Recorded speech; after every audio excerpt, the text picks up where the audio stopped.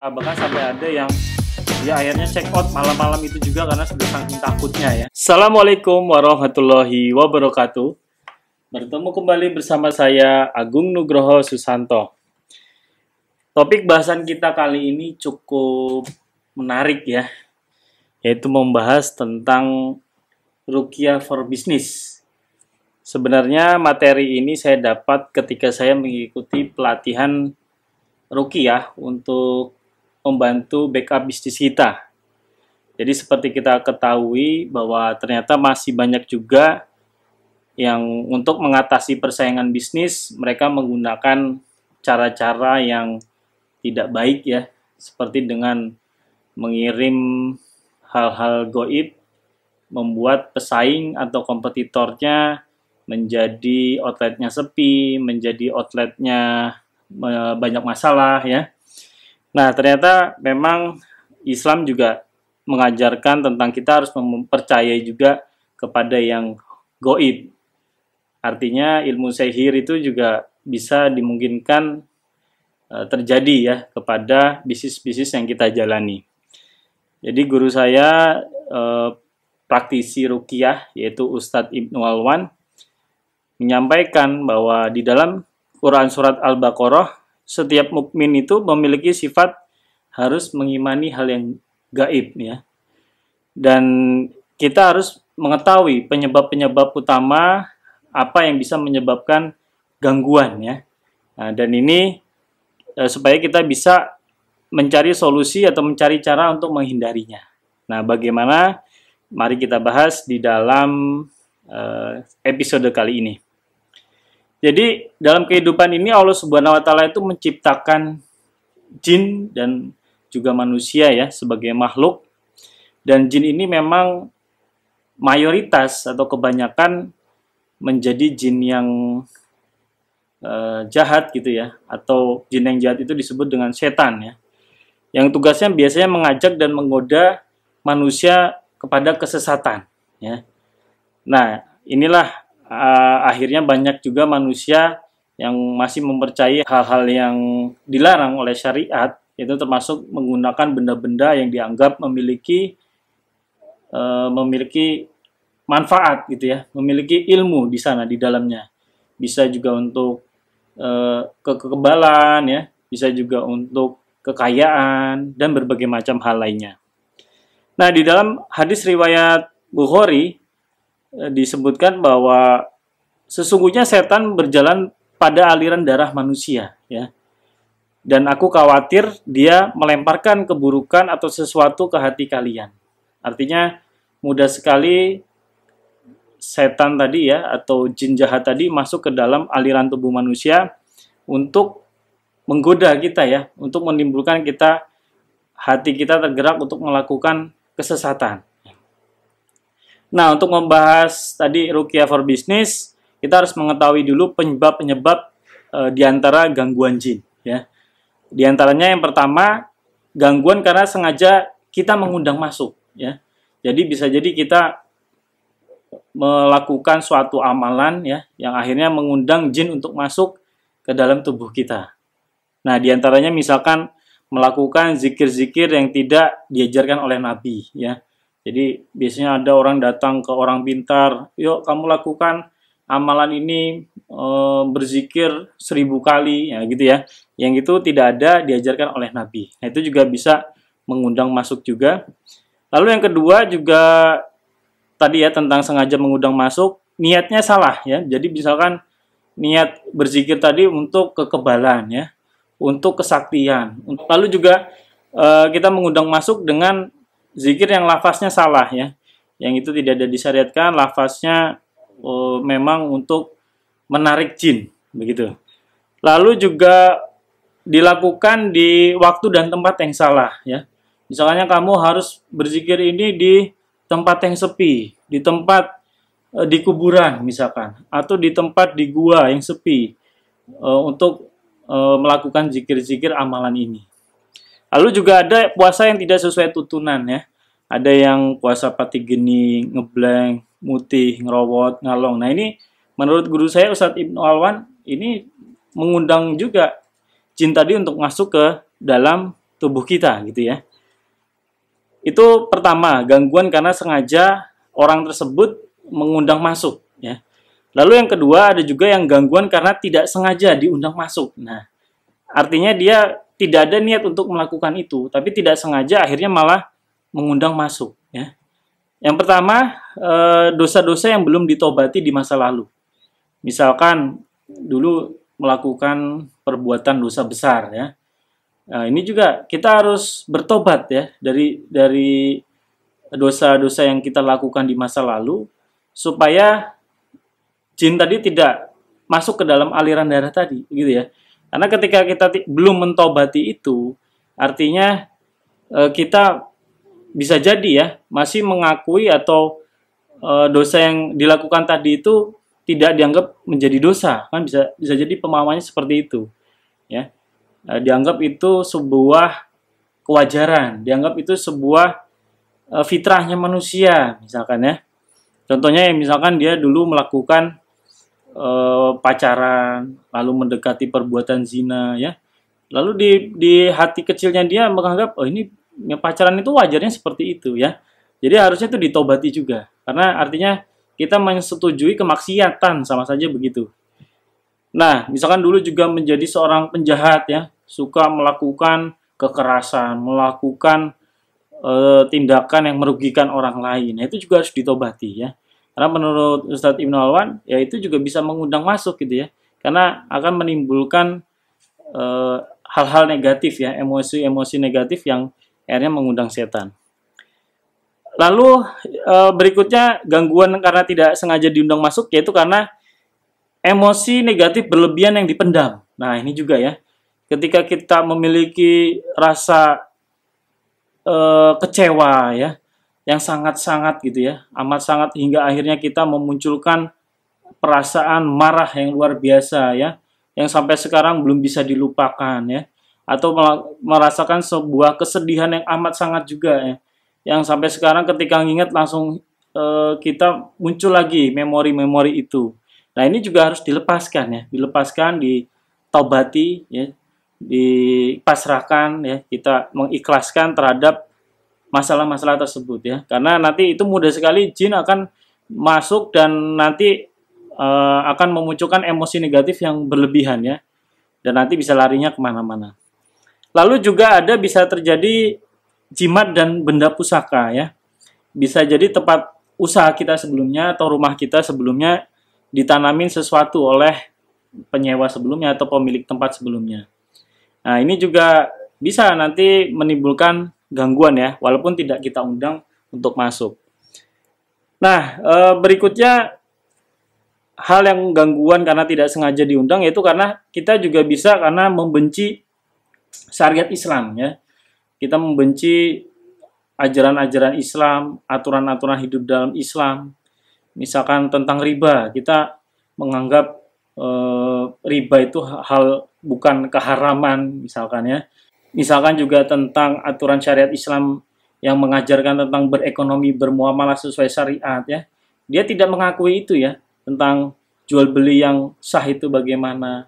Dia menganggap enteng itu. Artinya dia sama aja kok, nggak ada bedanya ya antara konvensional dan syariat. Nah, ini juga hati-hati karena itu bisa mengundang jin untuk menimbulkan gangguan.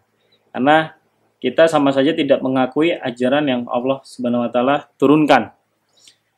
Lalu juga bisa terjadi karena keturunan ya. Jadi tahu-tahu misalkan seorang anak bisa melihat makhluk-makhluk halus, melihat jin ya. Bisa melihat, tahu-tahu bisa menerawang gitu ya. Nah, ini mesti bisa juga terjadi karena keturunan misalkan dari ayah kita ya, dari kakek kita yang turun temurun ya, atau jin tadi terus akhirnya mengikuti para keturunannya. Lalu yang lain karena tidak sengaja mengundang masuk, yaitu karena bisa juga anaknya indigo dari kecil ya. Nah, kalau ini kemungkinan besar ya karena keturunan.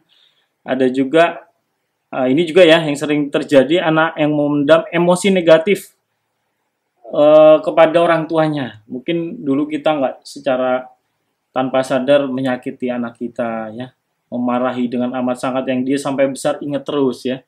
Akhirnya emosi negatif itu muncul dan akhirnya anak bisa membenci orang tua. Nah, ini juga hati-hati ketika kita memarahi anak kita, selesai ya kita perlu kembali kita sayang. Nah, yang lain juga bisa jadi ya karena ada sihir ya, ada gangguan sihir juga, ada kiriman dari orang mungkin begitu. Lalu penyakit yang lain yang bisa mengundang jin adalah biasa disebut penyakit ain ya. Penyakit ain, misalkan kita tidak mengucapkan Masya Allah, Tabarakallah ya, ketika kita misalkan memposting anak kita gitu ya, terus atau kita memposting kegiatan kita sendiri juga ya di foto yang akhirnya membuat orang iri, membuat orang tidak suka. Nah, ini juga ternyata bisa menimbulkan penyakit ain tadi. Lalu yang ketiga adalah memang tempat atau rumahnya tadi memang bermasalah ya. Bisa jadi juga seperti itu, tempat usahanya misalkan kosong sudah sejak lama ya. Diduga kuat ya akan menjadi sarang tempat tinggal jin ya. Juga mungkin juga ada yang menanam tadi sama menanam jimat atau benda pusaka di rumah atau tempat usaha oleh penghuni terdahulu.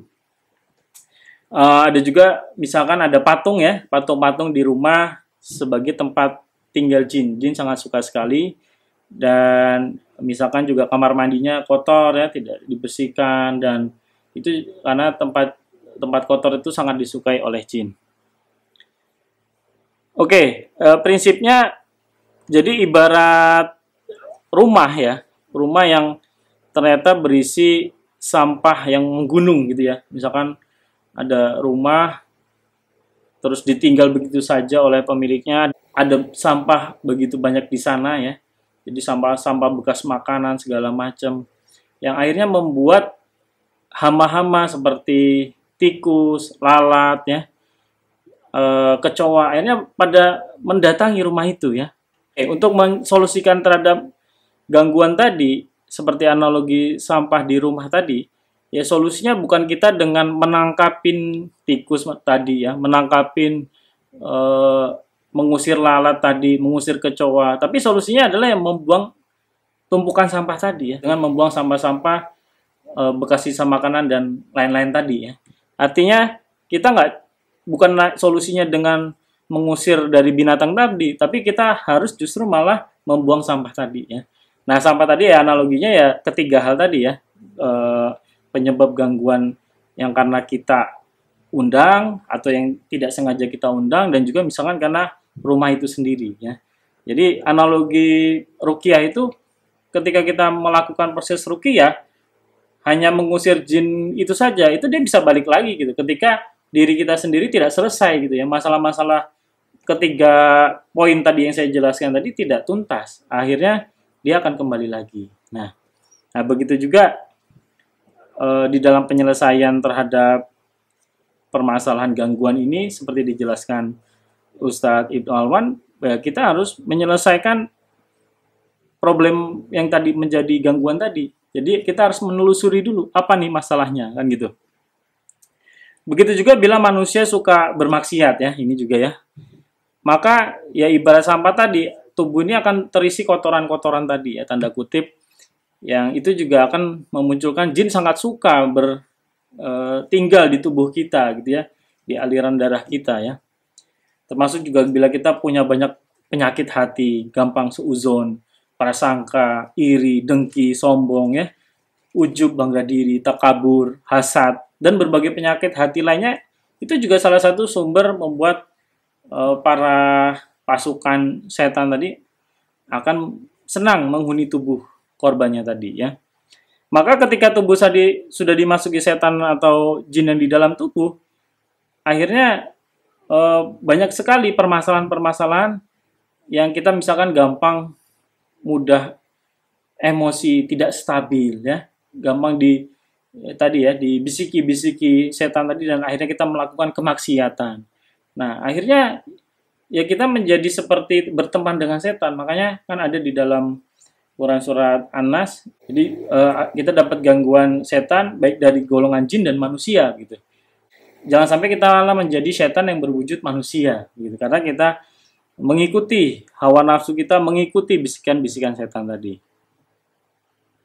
Nah, prinsipnya setiap pelanggaran syariat akan memunculkan noda hitam di hati yang akan menjadi pintu gerbang masuk setan jin ke dalam tubuh manusia.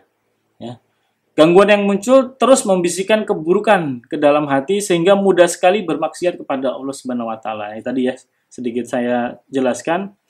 Jadi ruqyah itu sebagai solusi parsial atau sementara saja yang untuk mengatasi gangguan jin ya. Jadi ketika dia di ruqyah mungkin jinnya bisa pergi ya. Tapi ketika kita melakukan maksiat lagi, melakukan perbuatan dosa lagi ya dia akan muncul kembali ya, terutama dosa-dosa besar dan dosa-dosa yang tidak ditaubati tadi. Ibarat sampah tadi dalam rumah. Jadi solusinya bukan dengan memburu lalat, kecoa atau tikus tadi satu persatu, tapi ya dengan membuang sampah tersebut keluar rumah ya. Yaitu dengan berlindung kepada Allah Subhanahu wa taala, dengan kita beribadah lebih khusyuk lagi, lebih serius lagi, jangan sampai ada bolong-bolongnya, apalagi sholat 5 waktu yang wajib ya. Lalu kita bertobat ya, memohon ampunan dosa-dosa kita, disebut satu persatu dosa-dosa kita di masa lalu. Lalu berzikir pagi petang untuk perlindungan diri ya. Dan sikap taat kepada syariat ya, supaya terhindar dari tadi sampah-sampah, kotoran-kotoran yang ada di dalam diri ya. Terutama terlebih lagi penyakit hati yang sangat halus sekali ya. Penyakit hati kita melihat orang, apa sih kita punya dengki atau iri. Nah ini bisa jin akan menggoda kita begitu ya. Nah terus caranya bagaimana untuk proses ruqyahnya ya. Nah dan ini sebaiknya memang harus didampingi dengan yang berpengalaman ya. Dan pilihlah ruqyah yang syariah ya, yang syar'i, bukan ruqyah yang malah itu juga sebenarnya bukan ruqyah yang syar'i, juga dia misalkan menggunakan bantuan jin juga, nah itu jelas menyalahi ya. Jadi ruqyah yang syar'i itu juga ada kaidah-kaidahnya. Pertama ya kita harus mendiagnosa sumber gangguan tadi, yang 3 hal tadi. Sebenarnya apa sih gangguan kita? Ditemukan kan itu ya. Dicari apa permasalahannya apa. Kalau perlu ditulis ya satu persatu apa yang kemungkinan gangguan yang muncul. Berikutnya misalkan kalau ada jimat atau dulu kita pernah ngilmu gitu ya, kita menggunakan benda-benda pusaka, nah itu harus segera dihancurkan. Harus segera dihancurkan, dimusnahkan ya. Lalu berikutnya peruqyah, baik yang meruqyah dan yang diruqyah juga harus mengambil wudhu supaya suci ya. Kecuali kalau memang dia yang wanita sedang haid ya, itu tidak perlu. Lalu juga bacakan ayat-ayat Al-Quran ya. Sebenarnya ruqyah itu kan membaca ayat-ayat Al-Quran untuk mengusir gangguan jin dan meminta perlindungan dari Allah Subhanahu wa taala. Nah, berikutnya nasihati dulu jin tadi ya, sebelum kita bacakan untuk pengusiran ya, dinasihati dulu jin yang ada mungkin di dalam tubuh pasiennya tadi ya. Karena ketika saat saya mengikuti pelatihan ini, ternyata ada satu orang itu yang ketika dibacakan ayat Al-Quran, dia bereaksi gitu ya. Dia merasa nggak nyaman ya. Terus akhirnya dia minta satu sesi khusus untuk diruqyah, karena memang kalau kita ingin mengusir itu ya memang harus satu persatu disebutkan ya orang itu dan dipegang gitu ya, dipegang kepalanya biasanya sambil dibacakan ayat Quran supaya pergi. Nah terus ternyata secara tidak lama kemudian orang tadi, yang peserta tadi hilang kesadarannya ya. Dan ternyata dia bicara, yang bicara itu ternyata dari jin yang ada di dalam tubuhnya. Ya dia menyampaikan lah macam-macam, tapi ya sebagai kita seorang muslim tidak boleh mempercayai omongan jin tadi ya. Ya tugas peruqyah tadi ya intinya mengusir dia ya. Jangan ganggu dia lagi ya. Kalau dia jinnya bukan muslim diajak untuk bersyahadat. Kalau dia mau ya bersyahadat. Kalau tidak ya diusir gitu ya. Diusir, kita berikan warning gitu ya. Kita berikan peringatan. Kita nasihati tidak boleh saling mengganggu dan untuk mengusir pergi. Dan singkat cerita itu yang saya lihat sendiri, saya rekam sendiri kejadiannya. Dan ternyata dia menyampaikan tadi bahwa dia itu bisa muncul di situ karena amalan orang tadi ya, dulu sebelum dia dia berhijrah, dia dulu suka melakukan amalan-amalan ilmu-ilmu gitu ya. Dan akhirnya banyak jin yang masuk ke dalam tubuhnya. Jadi ketika satu jin pergi, muncul lagi yang lain dengan suara yang berbeda lagi, muncul lagi, diusir lagi, muncul lagi. Ternyata ada banyak gitu ya di dalam tubuhnya. Nah, dan ini saya lihat dengan mata kepala saya sendiri ya, akhirnya itulah kenapa kita harus mentobati dosa-dosa kita di masa lalu, terutama terkait kesyirikan ya. Dan akhirnya singkat cerita, orang tadi mulai sadar lagi dan diberikan pemahaman untuk dia bertobat benar-benar. Dan ya memang harus diulang kembali ya, ruqyah dicek kembali apakah sudah bersih atau belum ya. Lalu berikutnya melakukan tazkiyah nafs ya, atau membersihkan diri dengan minta ampun kepada Allah. Tadi dosa-dosanya ya, si pasien tadi harus meminta ampun apa dosa-dosanya di masa lalu ya, disampaikan satu persatu, bertobat dan bersyukur ya atas segala nikmat dan meminta ridho kepada Allah Subhanahu wa taala. Dan misalkan dia ada kebencian, ada dendam, dia harus memaafkan, mengikhlaskan. Itu juga ya, penyakit hati itu timbulnya juga karena emosi negatif tadi yang menimbulkan ketertarikan oleh para golongan jin. Oke, sedikit tambahan cerita dari saya, kejadian yang pernah saya alami di usaha saya tentang gangguan jin ya. Itu di usaha saya yang bergerak di sektor guest house atau penginapan di Simply Homey Guest House, di mana kami punya ada 25 unit guest house yang kami kelola. Nah, di sana ternyata ada beberapa unit yang sering timbul gangguan ya. Jadi banyak beberapa tamu itu yang diganggu ya. Memang pada dasarnya gangguan tadi ya muncul karena memang bawaan dari orang yang diganggu tadi juga sebenarnya punya masalah ya. Karena sejatinya manusia normal tidak akan dapat melihat makhluk-makhluk jin terutama ya, yang kalau tidak dia ada semacam gangguan juga pada dirinya. Gangguan apa saja ya seperti tadi yang sudah saya jelaskan. Nah, namun juga ini cukup mengganggu juga bagi yang orang sudah ada gangguan, ditambah tempatnya sendiri juga memang ada dihuni jin yang usil gitu tadi ya, usil yang suka mengganggu manusia. Lalu akhirnya setelah beberapa kali ada tamu yang kejadian yang serupa, bahkan sampai ada yang dia akhirnya check out malam-malam itu juga karena sudah saking takutnya ya. Nah, akhirnya ya kita lakukan proses ruqyah tadi. Kita lakukan tadarus rutin di unit guest house yang ada gangguan tadi ya. Lalu kita juga pernah mengundang Ustadz Ibnu Alwan untuk melakukan ruqyah rumah atau unit guest house tadi juga. Nah, itu ada beberapa unit yang kita lakukan juga.